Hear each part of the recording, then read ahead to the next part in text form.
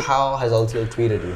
Fantastic. Yeah, I had a great experience at LTL. Like I'm on a break from LTL right now. My program finished up and things have picked up and gotten really busy at the club. So I'm currently not studying at the school, but I had a fantastic experience. I did the one-on-one classes. I did a one-on-one program. There was 3 days a week, 2 hours a day, 120-hour program. I was with teacher Ariel. Shout out teacher Ariel. She's awesome. And I really, really enjoyed the experience. Yeah, I had a fantastic time. Like I said, I think I already kind of touched on the key thing that drew me to LTL was the flexibility, the ability to handle your own schedule, to create your classes when it makes sense for you. Like outside of, like I guess retaining your own private tutor, it's the only way to have that kind of flexibility. Like there's not any other programs that really offer such a customizable level of flexibility. That's what LTL really focuses on, where it's like, because everyone is quite busy, it's hard to maintain like 2, 3, 4 lives of working or either studying or working and then learning Chinese. And like we all know, learning Chinese it's not something that you can just do 2 hours a week and expect to be fluent in 6 months. Right. So that's one thing that puts me off from learning Chinese, is just because I don't have time for it, just because I'm doing so many different things. But yeah, I mean, that's one of the things LTL focuses on, to customize it as much as possible. Yeah. Obviously, some things are very rigid, where you have to learn these words, or this is how the grammar works. But apart from that, like LTL makes it quite flexible. I mean, I never even felt any of that kind of constraint. Like from early on, like I kind of explained to my teacher that like I'm not focusing on reading and writing right now. My goals are speaking based, because again, like as a live performer, my goal is to be able to transition and move into live performance in Chinese. Right. And for that, like I really want to practice and work on my speaking. And so, my teacher was able to customize my language. So I was learning using pinyin instead of learning the characters and things like that. Yeah. Which, I mean, for some students, it's going to be, I do think if you learn the reading and writing early, that's a great foundation. That's a great way to start if you have that long view and that time. But for me, like I kind of need to focus on speaking to get my speaking up as quickly as possible, and LTL provided that for me, and that was great. That's what I mean about the customizability of it, and honestly, there's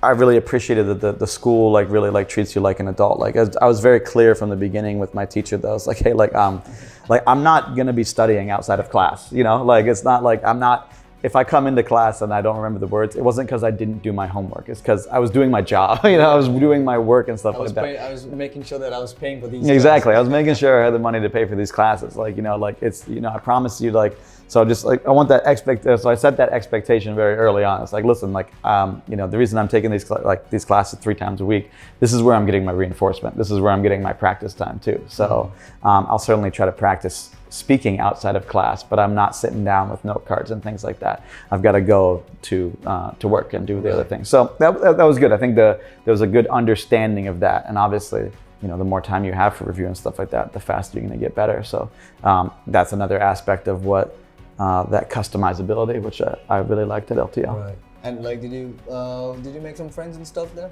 Absolutely, yeah. A lot of the folks have come back and come over to shows at 2-3 Comedy. I think it was great. For sure, yeah. I love that you guys arranged so many social events and activities. I joined, I think, for a couple dinners during World Cup, had a few beers and watched some of the games and stuff like that. Yeah, we went to the Rotel once, remember? Yeah, that was very fun. I had a great time there. It was really, really nice. And all the other students were there. And I do think there's a great sense of community at the school. And, I wouldn't say I was fully engaged with it. A lot of the students were younger and maybe having their first time in Taiwan.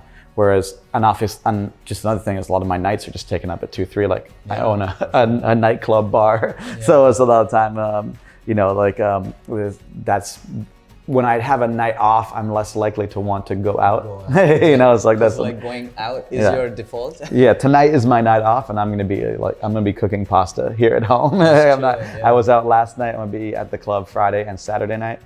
So it's gonna stay busy. Sure. Yeah. How much do you think your Chinese changed before LTL and after LTL? Oh, I mean day and night. I've lived in Taiwan almost 10 years, and I had reached whatever that level of you can get by day-to-day fluency, asking for the simple things you need to know to get through a day, and maybe a little bit better at some restaurants and bars from having spent time there.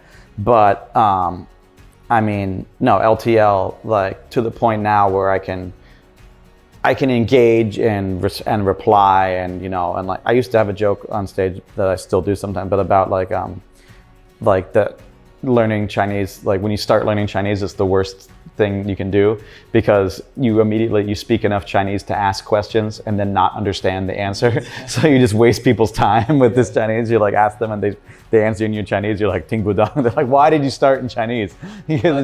Just speak English, save us time. So my listening has gotten to the point where I can engage in longer conversations. I can understand things, and like get lots of compliments on my Chinese, which of course is the easiest thing to do in Taiwan. People are so nice here. Say ni hao, like, oh, how do you say that? Yeah, amazing. Yeah. So no, I mean, night and day. I mean, just Tuesday night, I performed a 3-minute stand-up set in Chinese at the club. Way, all Chinese. Yeah, which would, and I mean, I made some mistakes, and it wasn't the smoothest set, but it would not have been possible before studying at LTL for sure. It's night and day. Yeah. So like, is that your goal for learning Chinese long term, that you want to perform in Mandarin? Well, one of the main things about committing to opening this bar and committing myself to stand up in Taiwan here is I'm APRC. Look at my house. I got 2 cats running around. Like, I'm here, and so I look at Chinese as a long term. I want to become passably fluent in Chinese, because I want to remain here in Taiwan. So right. Oh, that makes